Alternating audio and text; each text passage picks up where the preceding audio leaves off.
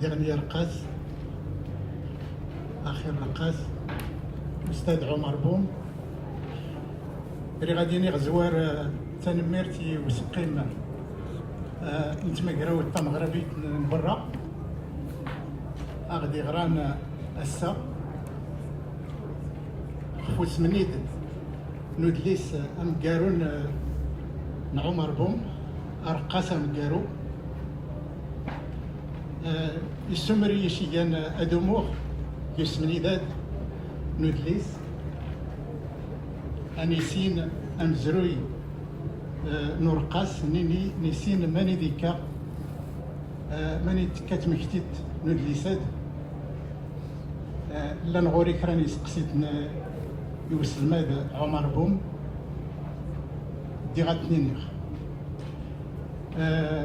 شكرا لكم السيدات والسادة على الحضور لتقديم كتاب آخر رقاص للأستاذ عمر بوم. أنا سعيد جدا بالمشاركة في هذه الحصة.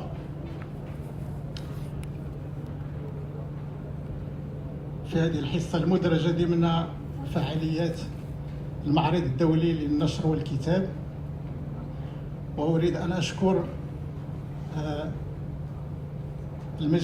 مجلس الجالية المغربية بالخارج ووزارة الثقافة على الدعوة الكريمة لحضور هذا النشاط. والآن إذا سمحتم سأنتقل إلى اللغة الفرنسية، وربما نتحدث كذلك بالعربية والدارجة في إطار الحديث مع الأستاذ عمر بوم. Mesdames et messieurs, bonsoir. Je voudrais tout d'abord présenter le professeur Omar Boum. Je sais qu'il est connu dans les milieux académiques et il est connu au-delà du milieu académique, mais je rappellerai que Omar Boum est membre de l'Académie du Royaume du Maroc, qu'il est professeur d'anthropologie et des cultures et langues du Proche et Moyen-Orient à l'Université de Californie à Los Angeles. Il est notamment responsable du programme d'études sur les Juifs marocains à l'Université de Californie à Los Angeles, de la chaire Maurice Amado d'études séfarades et cofondateur de l'initiative des études Amazir à l'Université de Californie à Los Angeles. Monsieur professeur Omar Boum est également professeur associé à l'Université internationale de Rabat. Il est spécialiste des Juifs des régions pré-sahariennes du Maroc et des relations entre Juifs et musulmans. Il s'intéresse également à la place des minorités telles que les chrétiens, les chiites, les Bahaïs en Afrique du Nord et au Moyen-Orient. Il a publié plusieurs ouvrages et articles. J'en citerai Mémoire de l'absence, Historical Dictionary of Morocco, The Holocaust and North Africa, Historical Dictionary of Arab Uprisings, Undesirables, A Holocaust Journey to North Africa. Et le dernier, c'est Wartime North Africa, A Documentary History, 1934-1950. Ce sont là quelques-uns des ouvrages du professeur Omar Boum. Et bien entendu, le dernier des livres, celui qui nous réunit aujourd'hui, c'est le dernier Raqas. Et je me suis permis de préparer quelques questions que je voudrais poser à Omar, si tu permets que je t'appelle par ton prénom. Tout d'abord, comment est venue l'idée de publier un livre sur Feu votre père, le dernier Raqas? Merci, Si Ahmed.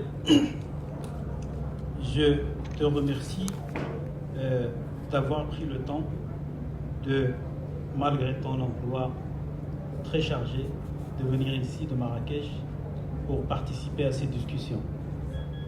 Je tiens aussi à remercier le Poste du Maroc et Langage du Sud pour le travail sur le livre. Ce livre a pris seulement 3 mois pour le préparer. Donc, je suis vraiment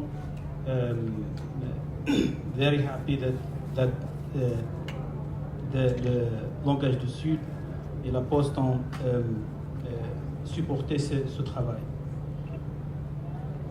Je tiens aussi à remercier personnellement le CCME pour leur aide au cours des 3 mois derniers pour supporter ce travail et surtout mon frère et mon cher ami Driss Yazami pour tout ce qu'il fait pour le livre au Maroc, les bibliothèques au Maroc et les librairies au Maroc. Pourquoi ce livre? Je vais commencer par Mokhtar Soussi, parce que Mokhtar Soussi, pour moi, c'est un maître et il est un cheikh. Moi, je suis son mouride. Mokhtar Soussi n'était pas seulement un ministre, un homme d'État, mais il était un intellectuel qui a donné pour l'histoire au Maroc et qui a donné beaucoup pour l'histoire du Maroc, de publier des livres avec son argent propre. Et j'espère que beaucoup de nous essaient de faire la même chose, comme mon ami Khalid Ben Sghir, qui fait beaucoup de choses pour la traduction. Donc je vais commencer par un texte en arabe, si vous me permettez, et après je vais parler de mon père. L'idée, elle est venue de l'introduction du premier livre de Afwah min Afwah Rijal. Mokhtar Soussi parle de la raison pour laquelle il a publié ce livre, qui est en 3 volumes, vers 1962. Il dit: إن في كثير من أجزاء هذا الكتاب تحدثنا عن أسرتنا جدودا وأباء وأمهات وجدات وأبناء وحواشي، فلئن كان المؤرخون يؤرخون أجانب عنهم من الملوك والوزراء والرؤساء والشعوب وكان لهم في ذلك فضل لا ينكر، فلماذا لا يكون للمؤرخ لأسرته من جميع أطرافها بعض فضل إن لم يكن له فضل تام؟ ومن ذلك يجهل فضل ما يكتبه الكاتبون قديما وحديثا عن محيطاتهم من كتب الأسر ومن كتب الأسر أو من كتب حياة الإنسان نفسه، فلو أزيل ذلك عن عالم التاريخ لكانت هناك جوانب لا يسدها أي شيء آخر. فهاك أيها القارئ الكتاب الساذج، فإن فيه زيادة عن أخبار الشيخ مما يستقى منه الباحثون في الاجتماعيات عن الجيل الذي كاد أن ينقرض. So this is mon approche de travailler sur ce livre, sur l'histoire de mon père Komar Raqqas, est venue de cette position de s'intéresser à une histoire d'un homme ordinaire dans les marges du sud du Maroc pour écrire une histoire globale. Donc, j'ai essayé de travailler sur ce livre depuis les années 90. J'ai collecté beaucoup d'interviews avec mon père, voir beaucoup des archives au Maroc, aux États-Unis, en France, sur cette région du Maroc, la région de Ouarzazate, Tata, et surtout la région de Ouarzazate et Tata. Et à partir de ça, après sa mort en novembre 2023, ma petite fille m'a demandé si on peut écrire un article sur lui. C'est ça l'idée. L'idée est venue de ça. J'ai contacté Driss Yazami et j'ai dit je pense écrire un petit article, un petit livre sur l'histoire de la région du Sud à travers la perspective de mon père Komar Raqqas. Il a dit partout. Donc on a commencé en janvier, on a fini en mars. il a travaillé pendant 2 mois en collaboration avec l'Angleterre du Sud pour finir. La pauvre, il est en école, mais aussi il a passé des nuits blanches. Et il a fini une section d'art, et après je commençais à écrire le livre.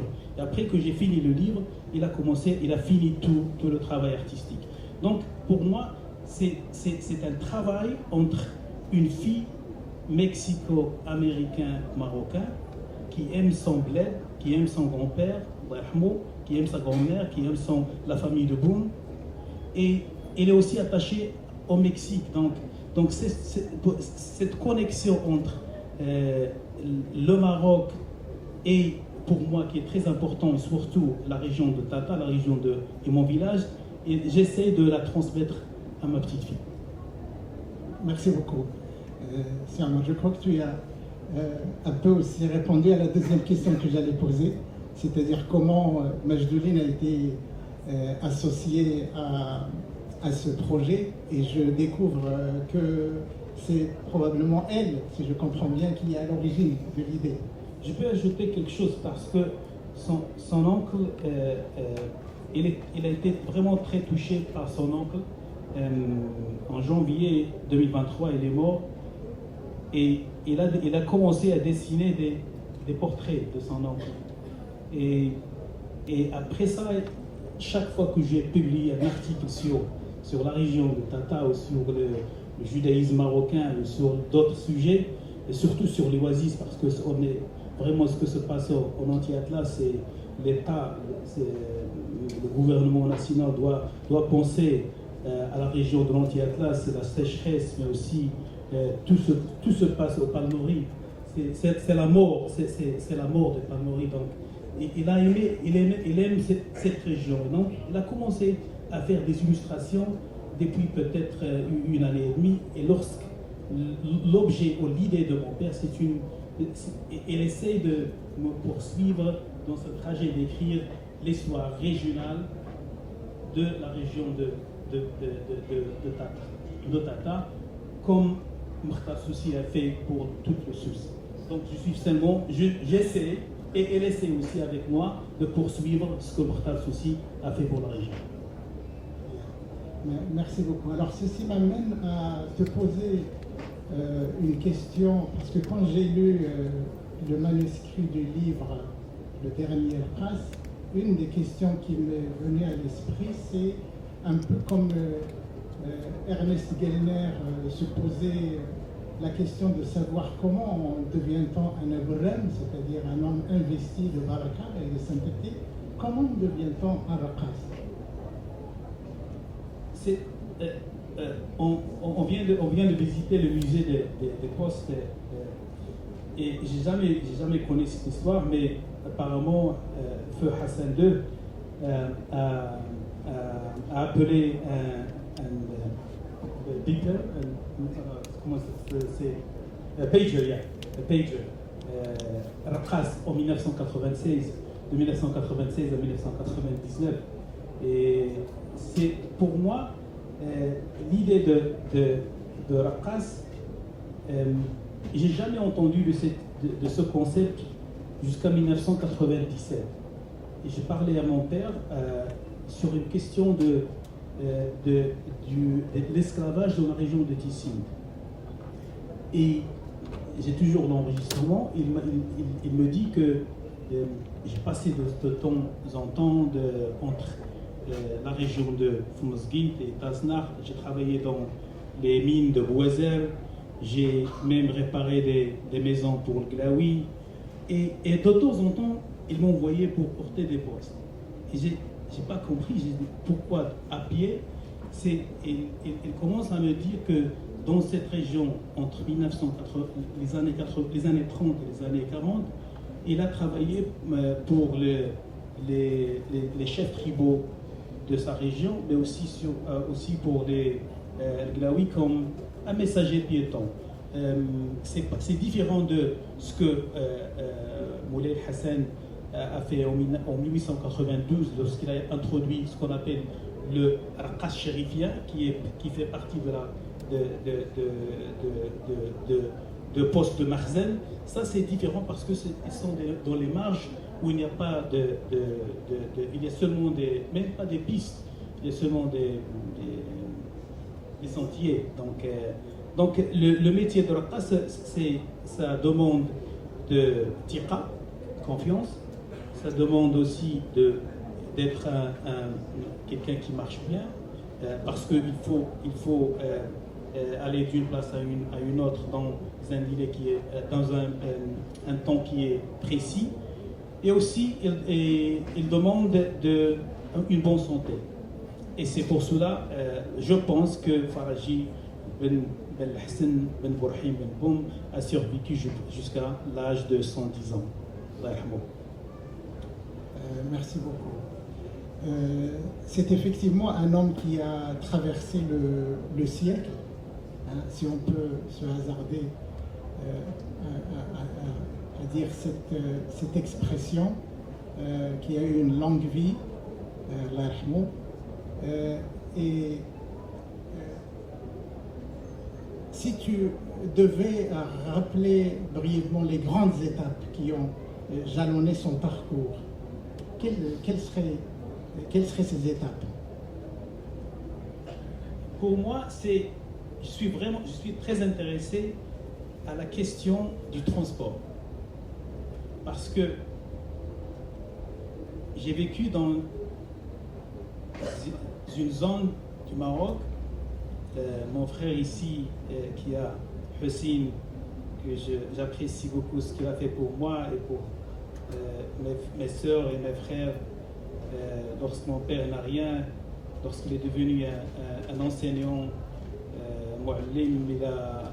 il a fait tout ce que moi, même mon frère Abdullah, ma soeur Mina aussi passe par l'école. Donc c'est cette question de famille. On retourne à la question de famille qui est très importante. Et je salue tous les parents et les grands-parents du sud de tout le Maroc pour tout ce qu'ils font pour leur famille. Donc pour moi, pour moi le transport c'est très important. Parce que le transport, on a maintenant le téléphone, le computer, tout ça, il facilite notre vie, mais aussi il facilite notre montée sociale.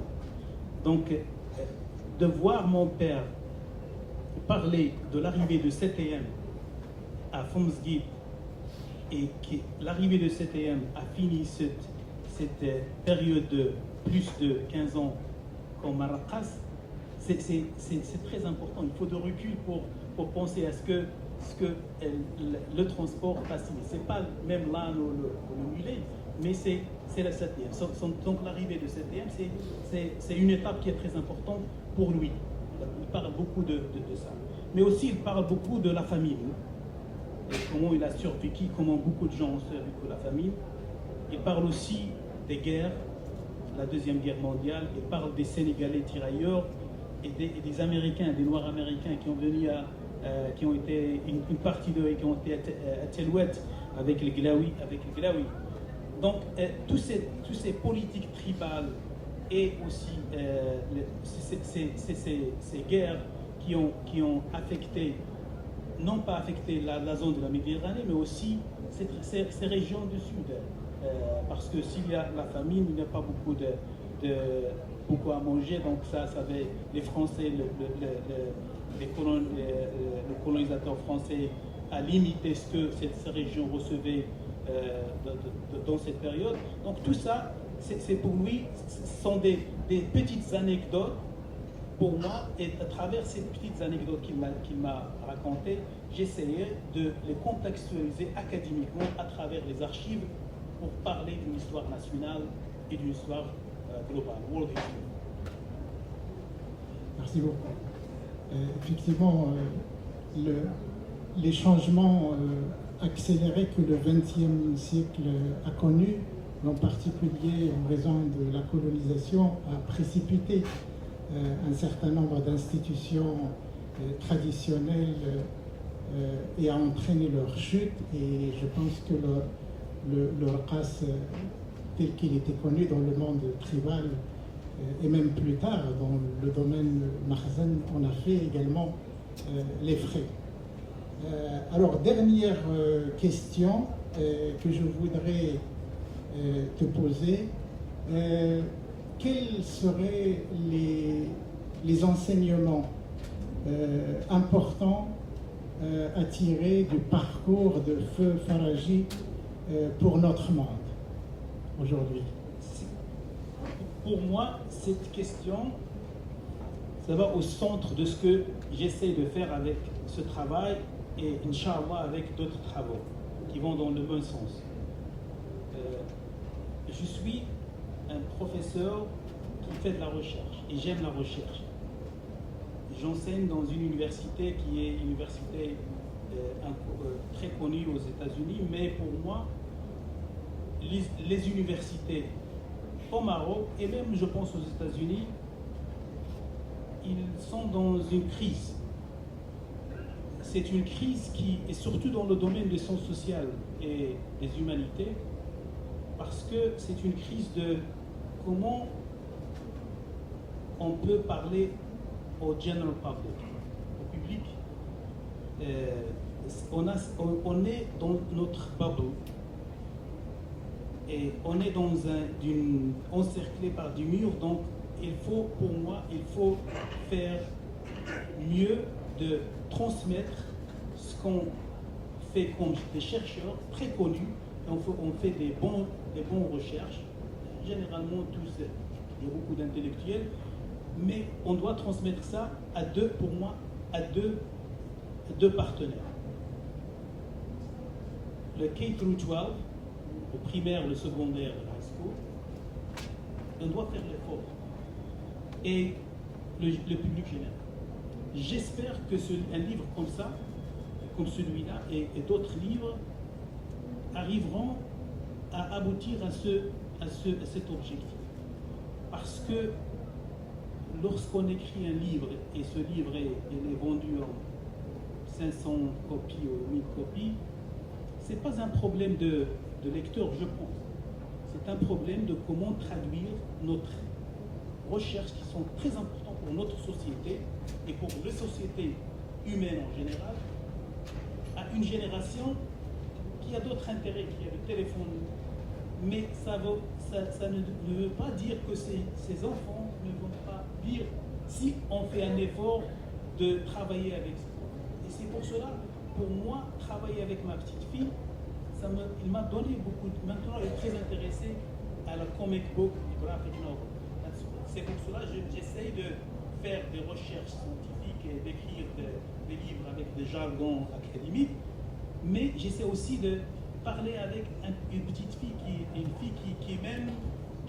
qui essaie de me donner, avec laquelle j'essaie de m'inspirer, mais aussi qui essaie de m'éduquer moi-même à être un bon écrivain. Merci beaucoup. C'est Omar pour ces réponses. Maintenant, s'il y a des questions parmi le public, on peut en prendre quelques-unes. Je vois un monsieur à la fenêtre. Si vous pouvez vous présenter, s'il vous plaît. Bonjour tout le monde. Merci Monsieur Omar Boum d'être parmi nous. Et merci Sisconti d'avoir introduit très clairement ce fameux livre. Modestement parlant, pour me présenter, je m'appelle Swin Idriss, ex-conservateur du musée national des PTT. Monsieur Sconti a posé la question comment devenir Agolin, c'est-à-dire Sir, et comment devenir Arakash. Arakash, il y a un texte, un daher du sultan Moulay Hassan Ier, le 22 novembre 1892, qui retrace l'apport juridique de la Poste Mourgel qui a été promulgué dans 13 villes de royaume. Et le Raqas, il a été ils étaient choisis selon des normes, par des tribus, par Adam, Cheikh et ainsi de suite. Et c'était très pénible à l'époque de la poste Makhzen parce qu'il y avait des terres, Makhzen et des terres qui ne sont pas sous l'autorité de Makhzen. Le mot Raqas ne vient pas du mot arabe Arraqs, la danse. Il vient du mot Ataraqos, c'est-à-dire aller à petits pas. Le Raqas, c'est la mémoire de la poste marocaine. Le sultan Moulay Hassan Ier, il est le parrain de la poste marocaine. Le premier texte a été lors de la dynastie Mouahidine, mais le texte juridique, c'est celui de derrière du sultan Moulay Hassan Ier. C'est pour ça que le 22 novembre de chaque année, on célèbre la journée de la poste Makhzen, et notamment le parcours de Raqas. Au niveau de passage, vous pouvez constater au niveau du musée national de Berlin, à travers les timbres de Mariano Bertucci, les timbres de la zone espagnole, le parcours de Raqas, et puis selon les zones, aussi bien la zone nord que la zone sud. Et retracer ce parcours à travers un symbole de souveraineté qui est le timbre, c'est très très intéressant, et je demande à ce que tous les gens présents puissent passer un parcours, un passage au niveau du musée qui est à la ville de Mohamed V. Surtout le 18 mai, c'est la journée nationale du musée, et le 22 mai, c'est la journée nationale du timbre. Le premier timbre a été émis le 22 mai 1912. Et merci à vous tous. Merci beaucoup. Merci beaucoup, Sylvie, pour cette intervention qui enrichit notre séance. Merci. Je suis tout à fait d'accord de cette synopsis historique, mais la région sur laquelle j'ai travaillé, c'est région au sud de Marrakech. Entre Marrakech et Essaouira, Mogador, entre Fès et Tétouan, Tanger et Rabat, il y a beaucoup de documents, c'est vrai. Il y a beaucoup de documents qu'on trouve dans les archives françaises, mais aussi qu'on trouve dans les archives du Maroc, de beaucoup de Tahrir, surtout le Tahrir de Moulay Hassan. C'est pour cela que j'ai essayé de parler d'une période et d'une zone de Maroc où il n'y a pas beaucoup de choses. Et c'est pour cela, pour moi, l'histoire orale, l'ethnographie et l'histoire orale de ce genre ordinaire est très important parce qu'il ajoute une autre valeur à cette histoire. Et je pense que j'ai bien aimé le musée de Poste. Vraiment, c'est la première fois que j'ai visité cet après-midi. Merci beaucoup. Et il est très très important. Je pense que l'audience et les gens doivent visiter ce musée. Et j'espère qu'ils pouvaient aussi lire ce livre parce qu'il va ajouter une autre dimension à ces lacunes, surtout sur la région du Sud. Parce que à travers des histoires que j'ai collectées avec mon père, il a même allé jusqu'à la région du Tindouf, surtout dans les années, la fin des années 40. Et on n'a pas beaucoup sur cette phase dans les archives. C'est pour cela qu'il faut poursuivre ce que Mokhtar Soussi a dit. Il faut la collection de l'histoire. Merci. Merci beaucoup. Oui.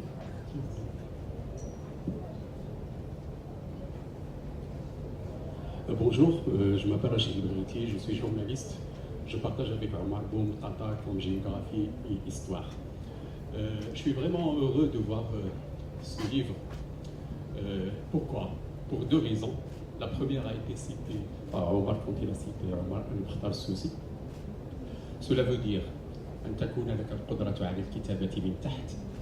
C'est parce que la source avant c'était le document diplomatique, le rapport militaire, le timbre, ainsi de suite. Avoir cette capacité et cette opportunité de transmettre l'histoire عبر أفواه الناس وأفواه الرجال est quelque chose de très important, surtout dans une région comme la nôtre, celle de Tata, de Talbounit, de Mohamed Ghazali, de Zagora, riche, pluriel, ethniquement parlant, linguistiquement, religieusement, ainsi de suite, et qui n'a pas assez de place dans le document officiel et universitaire. Alors il est très important de faire ce genre de travail. C'est vrai qu'elle a été menée à un certain moment à travers, par exemple, de Charles de Foucault, reconnaissance du Maroc 1882-1883, et sa maison à Tissit, juste à côté de Douar de Omar, je crois 80 km, pas plus. Et le travail vraiment profond et agréable peut nous donner jusqu'à nos jours la capacité de comprendre la région بعد مرور القرن. ولكن من المهم دائما أن تكون لنا القدرة، نحن أبناء الواحد وبناتها، أبناء الرقاصين وأبناء بني الزريعة وأبناء الفلاحين، أن تكون لنا قدرة على رواية المغرب المتعدد من خلال أفواه وشهادات هؤلاء الذين لم يكتب لهم يوما أن يكونوا على من الصاد. J'ai une petite question pour terminer mon intervention. Je sais très bien que Omar l'anthropologue a l'outil de l'anthropologue, cela veut dire une sorte d'observation participante ou bien une participation observante pour faire son travail d'anthropologue. Mais Omar, le fils d'Ortas, avec son père Faraji, qu'est-ce qu'il a fait? كيفاش درتي المساحة أو المسافة التي يجب أن تكون في وضع مركب يتنازعه الأنثروبولوجي العالم وعمر بن القاس. شكرا. C'est Rachid. J'ai toujours beaucoup de respect pour toi, vraiment. Tu fais beaucoup de choses pour la région et pour le Maroc, et je t'apprécie vraiment beaucoup. Donc merci. Pour moi, j'ai pas ma niche shame. How do you say shame? Shuma. So I am who I am. I am who I am. Je suis ce que je suis. Je suis le fils d'un Hartani, des Haratim de Foumouskin.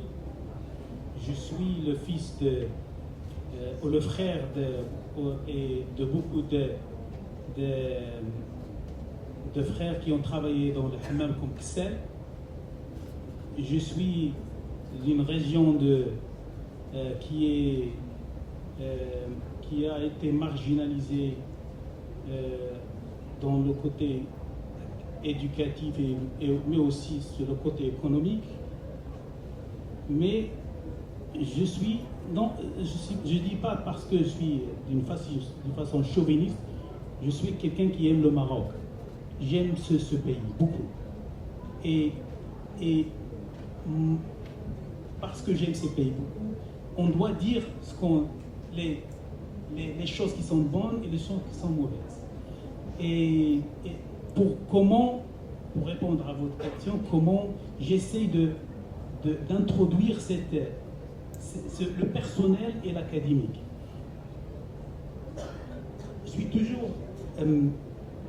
Je fais l'impossible pour que j'essaie d'être objectif as much as I can. Et je suis le modèle de Mukhtar aussi. Il faut dire tout et il faut analyser. Il faut dire le personnel, c'est très important pour illuminer le général. Ce qu'on observe, c'est il y a un moment où on doit, comment dire, mettre en parenthèse notre belief et essayer d'analyser l'effet social, l'effet culturel, l'effet économique et tout ça. Avec en utilisant cette stratégie académique qui est auto-ethnographie, comme on dit, auto-ethnographie, ça m'aide beaucoup. C'est une façon de thérapie. C'est une thérapie pour moi. Même au Maroc, on n'aime pas parler de nous, mais c'est une chose que j'ai appris aux États-Unis. Et ça m'a aidé beaucoup. Il m'a aidé beaucoup de parler de les tabous. C'est pour cela que les tabous sont très importants pour moi. Mais pas pour étudier les tabous, mais pour essayer de voir le tabou, tout ce qui est un tabou, et nous aide à illuminer ce qui est central dans la société. Et nous aide à nous comprendre, nous-mêmes. Et c'est ça, j'essaie de suivre cette approche. Mais il y a pour moi aussi l'éthique, et j'essaie d'être éthique. Donc, je ne parle pas des choses qui essayent de faire des ruptures entre la société. Par moi, c'est très important. Je me souviens, j'ai fait une interview avec mon père en 1996, lorsque j'ai travaillé sur les danses folkloriques à Tissine. Il commence à me dire quelque chose sur la race. Il m'a dit, ça c'est pour toi, c'est pas pour écrire. Et j'ai compris qu'il ne veut pas que ces choses être publiques, parce que de temps en temps, il faut qu'on peut parler des choses qui sont, entre parenthèses, difficiles, mauvaises, mais aussi il faut respecter, il faut avoir une paix sociale. Et ça, c'est très important pour lui. Et ça, c'était aussi mon guide. Merci beaucoup, Serva. Oui. شكرا دكتور يوسف سيوم الملكي تكون الخطوط والاستاذ بالمذهبي الاعلام والاقتصاد. J'ai une question très simple relative à l'onomastique, à la toponymie, à l'analyse des noms. Et ce qui m'a attiré le plus dans votre exposé, c'est le prénom de votre père-là, Faraji. Vous avez parlé d'éléments déterminants dans le choix de race, qu'il soit physiquement fort, qu'il soit l'objet d'un consensus des tribus, qu'il soit une personne de confiance. Mais Faraji, c'est quelque chose qui m'interpelle. Faraji, c'est quelqu'un qui apporte la bonne nouvelle, peut-être. C'est quelqu'un qui se fait louer. إنسان اللي يجيب أخبار مفرحة Faraji. Est-ce qu'il y a quelque part une explication de ce choix, de l'origine? Ce n'est pas un prénom qui court dans la région du sud ou du nord, mais c'est un nom très, très particulier. Et merci.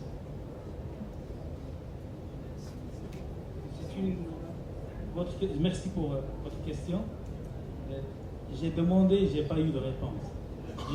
Je suis toujours en quête de ce que Faraji signifie. Donc, surtout j'ai lu des choses sur le mot Faraji, le nom Faraji dans le contexte d'esclavage. Oui. Mais je ne suis pas sûr. Donc, je vais faire une pause pour faire beaucoup d'autres études, parce qu'il y a le mot, j'ai vu ce mot dans des zones en Mauritanie aussi. En Mauritanie, pas beaucoup dans le sud, c'est vrai, mais dans des zones de Mauritanie, oui. Merci. Merci beaucoup, Serva.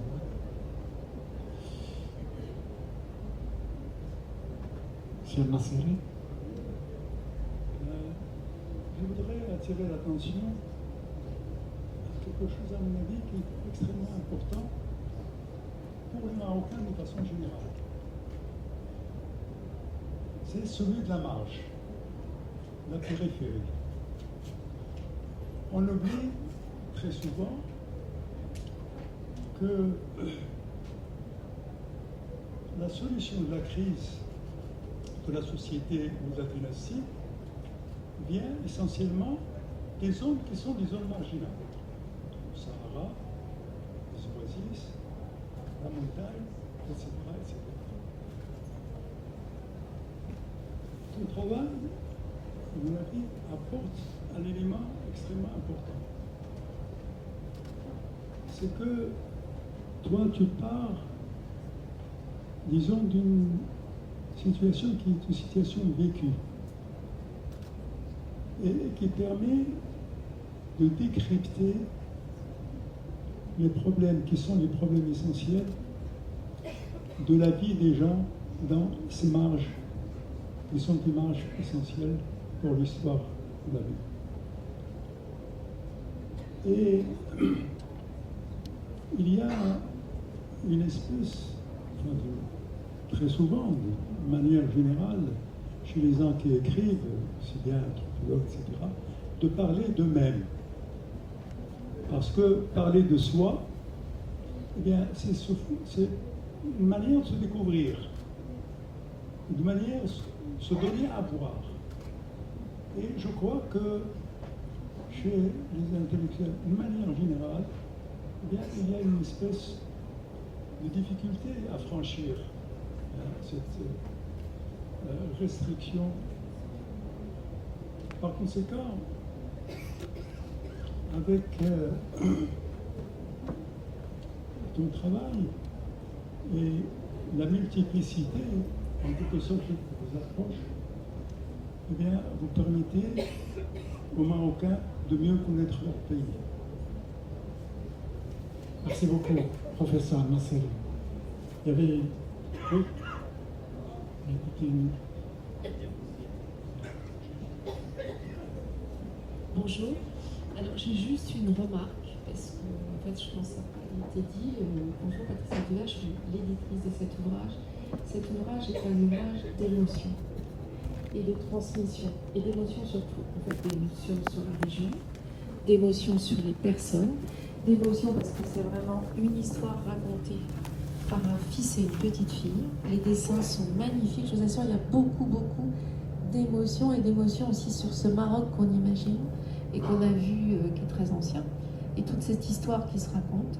Donc je crois que ça c'est important de le dire, j'avais besoin de le dire parce que l'équipe a travaillé beaucoup, mais parce que ce livre nous a complètement, je sais pas, on était sous le charme et on a tous été vraiment, merci à Omar et merci à ma Janine parce que je crois que ça nous a énormément plu. Merci beaucoup, merci. Madame.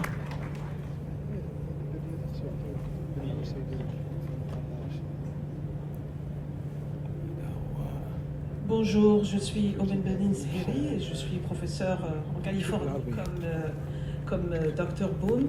J'ai une question qui est peut-être un peu plus intellectuelle. Vous avez dit que vous vouliez, à travers le RCAS, parler de quelque chose de beaucoup plus global, à quelque chose de particulier, et arriver à quelque chose de plus général. Donc c'est ce qu'on appelle un peu la micro-histoire. Et j'ai été très intéressée par le fait que vous ne prenez pas comme modèle Carlo Ginzburg ou les grands de la micro-histoire, mais Mortal Souci. Et je voudrais savoir comment vous avez trouvé en fait une sorte d'origine de la micro-histoire dans la tradition marocaine au lieu d'aller la chercher parmi les auteurs européens. Merci, Oulina. مرحبا بكم مغرب.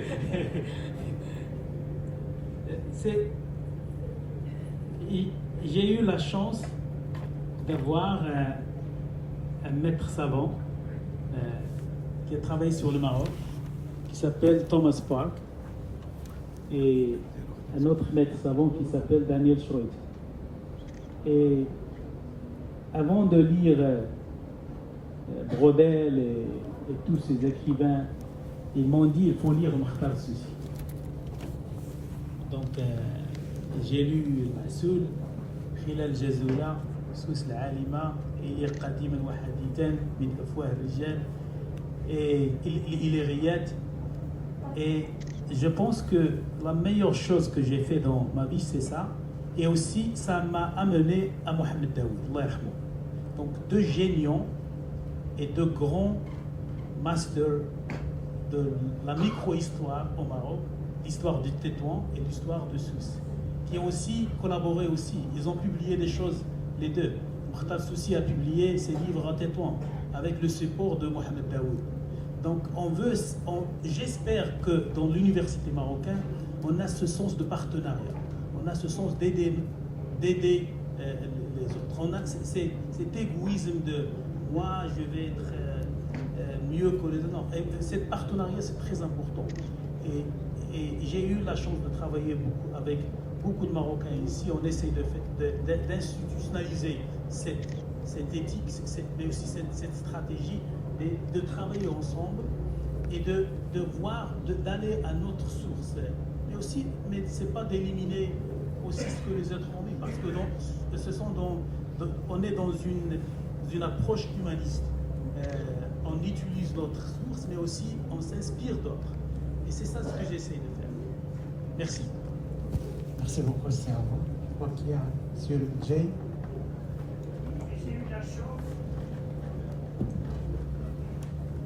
J'ai eu la chance entre 11h du matin et 15h de lire tranquillement votre livre.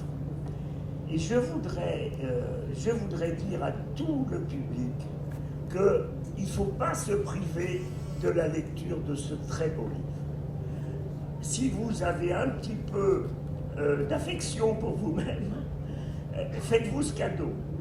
Car c'est un livre qu'on pourrait d'ailleurs dire une sorte de manifeste, bien que ce soit un livre aussi qui est un exemple de modestie dans le meilleur sens du terme, d'humilité devant le réel. Et c'est une leçon pour, franchement je le dis avec plaisir, parce que c'est une leçon que j'ai reçue aujourd'hui, c'est une leçon pour les intellectuels marocains. Et chacun qui, lisant ce livre avec soin et acceptant d'en recevoir tout ce qu'il nous donne, interrogera sa propre pratique, en sera probablement ébranlé. C'est un livre qui est tout à fait étrange aussi, parce que ce qui circule dans ce livre, et ça n'a pas été dit, je tiens à le dire, c'est la tendresse. Il y a une immense tendresse pour le lieu, une immense tendresse pour le grand-père, une immense tendresse de la fille pour son père, et on pense que cette tendresse lui a donné une partie de son talent. Et tout ça est admirable. J'ai quand même écrit un dictionnaire des écrivains marocains il y a 20 ans, voire plus. Et franchement, un tel livre me donnerait envie de renouveler l'effort. Parce qu'il y a quelque chose que je n'ai jamais ressenti. Or, j'avais quelques jours auparavant lu l'autre ouvrage d'Omar, qui est une bande dessinée qui s'appelle Les Indésirables, sur Vichy et les horribles conditions d'incarcération des Juifs et d'autres dans le Sahara, en Afrique du Nord. Les Indésirables, c'est passionnant. Mais un livre passionnant, c'est très bien. Mais un livre qui vous émeut vraiment, radicalement, c'est tout à fait autre chose. Et ce livre-ci, c'est un livre bouleversant. Je suis content que Omar ait employé le mot éthique, parce que cet ouvrage, c'est une leçon d'éthique. Finalement, les Marocains en général aiment beaucoup leurs parents. Mais écrire et dessiner un petit monument de papier pour un père et un grand-père défunts, avec tellement de talent, tellement de soucis d'être honnête, d'être juste, c'est magnifique. Merci beaucoup, Monsieur Jay, de nous offrir. Je crois que nous ne pouvons pas arriver à meilleure conclusion pour cette séance. Merci beaucoup. On me dit qu'il faut qu'on termine parce que l'heure qui a été allouée à cette présentation est maintenant terminée. Et je voudrais dire au public qu'il y a une signature du livre.